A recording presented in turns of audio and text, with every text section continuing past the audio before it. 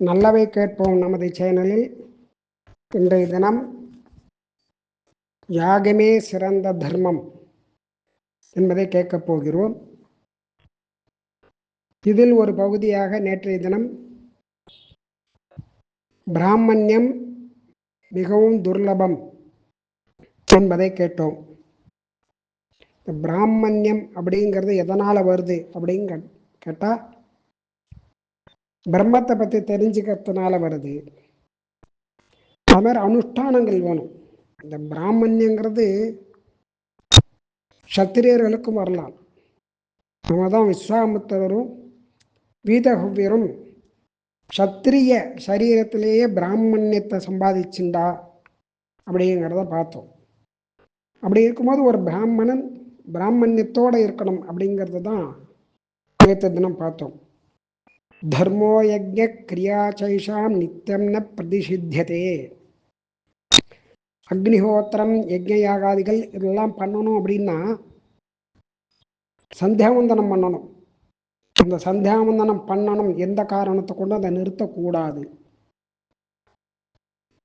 அந்த மாதிரி சந்தியாவந்தனம் பண்ணலை அப்படின்னா ஹோமங்கள்லாம் பண்ணுறதுக்கு அருகதை கிடையாது. அக்னிஹோத்திரம் அப்படின்னாக்க ஆகிதாக்னி அப்படின்னு சொல்லி அக்னிஹோத்திரம் பண்ணின்னு இருக்கான். அதாவது கல்யாணமானவா தான் அக்னிஹோத்திரம் பண்ண முடியும். அக்னிஹோத்திரம் பண்ணுறவா வேதாத்தியனம் பண்ணிருக்கணும். வேதாத்தியனம் பண்ணி அவள் அக்னியை நித்திய உபாசனம் பண்ணுறவான்னு பேர். நித்தியாக்னிஹோத்திரி அப்படிலாம் பேர். இப்போவும் பண்ணின்னு இருக்கா. அந்த மாதிரிலாம் இருக்கா. அந்த மாதிரி இருக்கிறவாளுக்கு தான் கன்னியாதானம் பண்ணி கொடுக்கணும். அது ஏற்கனவே பார்த்துருக்கோம். கன்னியாதானங்கிறது யாருக்கு கொடுக்கணும் அப்படின்னு கேட்டால் வைதிகாலுக்கு கொடுக்கணும். அப்போ தான் அந்த கன்னியாதானத்துக்கு ஒரு அர்த்தம் உண்டு. அந்த அக்னிஹோத்திரம் அப்படிங்கிற அந்த உபாசனை பண்ணுறவாளுக்கு அக்னிஹோத்திரின்னு பேர். வேதாத்தியனம் பண்ணவா அந்த வேதத்தில் எப்படி சொல்லிருக்கோ அதுக்கு தகுந்த மாதிரி பண்ணுவா. அதான் சத்பாத்திரம். அந்த சத்பாத்திரத்துக்கு தான் கன்னியாதானம் பண்ணணும். ஆகிதாக்னி சதா பாத்திரம் அக்னிஹோத்திரீச்ச வேதவித்து அப்படின்னு இது ஏற்கனவே பார்த்துருக்கோம். இதில் அந்த மாதிரி அப்பேற்பட்டதான அக்னிஹோத்திரிக்கு கன்னியாதானம் பண்ணி கொடுக்கணும். அவளுக்கு தான் விவாகம் பண்ணி வைக்கணும். அந்த மாதிரி விவாகம் இல்லாத கன்னியாஸ்திரிக்கு தான் கதி என்ன அப்படின்னு எந்த லோகத்திலுமே விதிக்கல அவளுக்கு அப்படின்னு சொல்லி பகவான் ஏதோ ஒன்று வச்சிருப்பான். ஆனால் சாஸ்திரத்தில் பெரியவா ரிஷிகள்லாம் சொல்லலை அப்படின்னு சொல்றா. அப்போ யஜ்ஞம் தர்மமானது எது அப்படின்னா சிறந்த தர்மம் எதுனா யஜ்ஞம் பண்ணுறது. அந்த மாதிரி இந்த சந்தியாவந்தனங்கிறது ஒரு கடமை. அதை பண்ணணும். கடமைங்கிறத எண்ணத்தோட அது ஒரு தபஸ். 3 வேளை சந்தியாவந்தனம் பண்ணணும்னு யார் பண்றாலோ சிறந்தே அதுவே தபஸ்.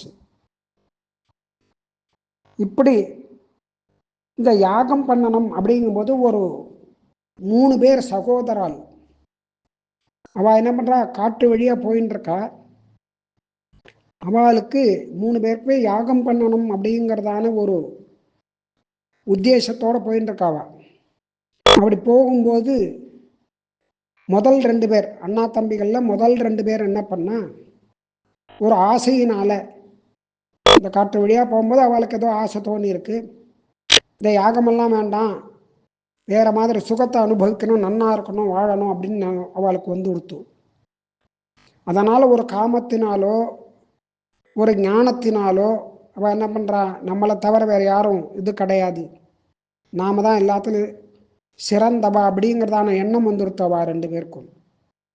அதனால என்ன பண்றா, இந்த கூட வரக்கூடிய தம்பி நமக்கு வேண்டாம், யஜ்யம் பண்ணணுங்கிறான்னு சொல்லிட்டு அவளுக்கு அந்த எண்ணம் இருந்தது. இப்போ அவள் 2 பேருக்கு போயிடுது.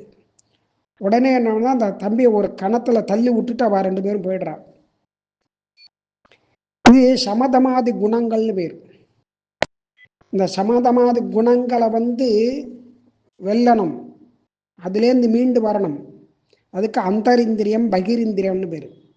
அந்தரிந்திரிய நிகிரகம், பகிரிந்திரிய நிகிரகம், இந்திரிய நிகிரகம். இதனால 3ஆவதா இருக்கக்கூடியதான அவன் இதை பத்தி கவலைப்படலை, பயப்படலை. அதனால நம்மளுடைய மரணமானது வியர்த்தமா போகக்கூடாதுன்னு நினைக்கிறான். ஏன்னா யஜ்யம் பண்ணணும்னு நாம வந்திருக்கோம். அது வீண் போகக்கூடாது அப்படின்னு நினைக்கிறான். உடனே என்ன பண்ணுறான், அங்கே கணத்தில் தள்ளி விட்டுட்டாலே அங்கே இருக்கக்கூடிய கல், அங்கே தொங்கக்கூடிய கொடிகள் இதெல்லாம் வச்சுன்னு அந்த கல்லையே ஒரு இதுவாக யாக குண்டமாக தியானம் பண்ணிண்டு, அந்த தொங்கர கொடிய சோம லதையாக தியானம் பண்ணிண்டு யஜ்ஞத்தை ஆரம்பிச்சிடறான் அந்த கணத்திலேயே. வேதாத்தியனம் பண்ணவன், அதனால் வேதத்தை சொல்கிறான். அந்த வேத துவனியானது ஆகாசத்தை பிளந்துண்டு போடுது.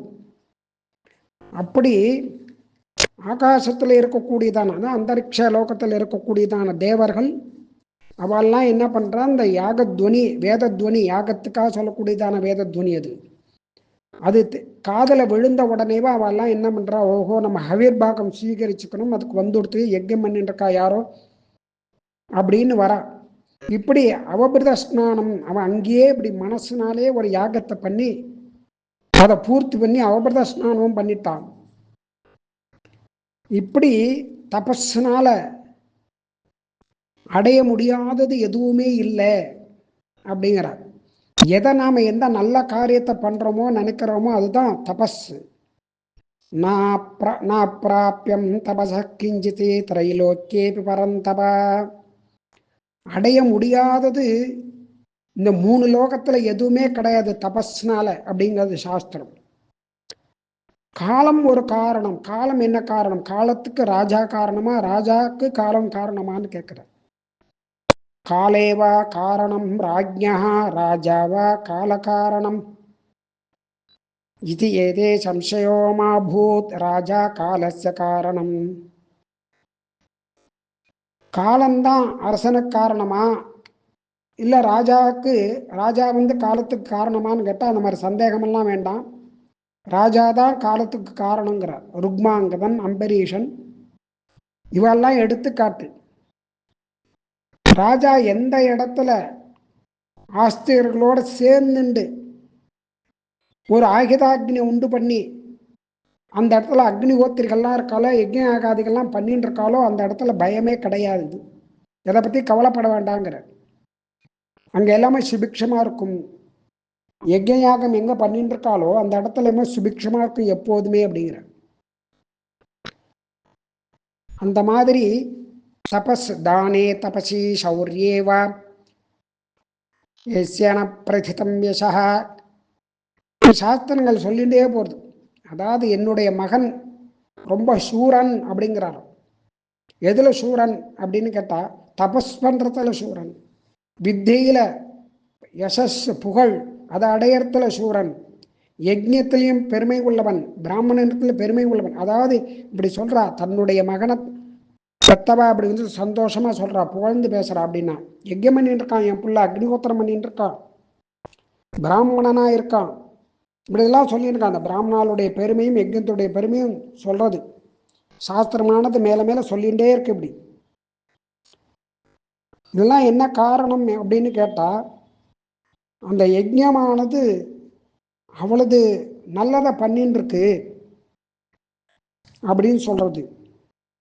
இந்த மாதிரி யஜ்ஞ யாகாதிகளை நடத்தின்னு வந்தால் அந்த யாகமே லோகத்துக்கு க்ஷேமத்தை கொடுக்கும் அப்படின்னு சொல்கிறா. அதாவது கலியுகத்தில் எல்லாரும் என்ன பண்ணுவா, பெரும்பாலும் அந்த பண்டிதால் அப்படிங்கிறதான ஒரு வேஷத்தை போட்டுண்டு எல்லாத்தையும் குறை சொல்லிகிட்டே இருப்பான். ஐயோ எதையுமே ஒரு நிறைவாக பேச மாட்டா. பண்டிதாலாம் குறை சொல்லுவாள். பண்டிதா அப்படின்னா பண்டான்னா ஞானமுடையவர்கள் பண்டிதர்கள். அவள் என்ன சொல்லணும்? நிறைவாக சொல்லணும், நல்லதை சொல்லணும். தோஷங்களை சொல்லிட்டு இருப்பா. தர்மத்தை நன்னா அனுஷ்டானம் பண்ணாலும் அதனால் என்ன வருது அப்படின்னா தர்மானுஷ்டானத்தில் சூரனாக இருக்கிறது, தீர்காயுஷாக இருக்கிறது, பண்டிதனாக இருக்கிறது, ஆரோக்கியத்தோடு இருக்கிறது.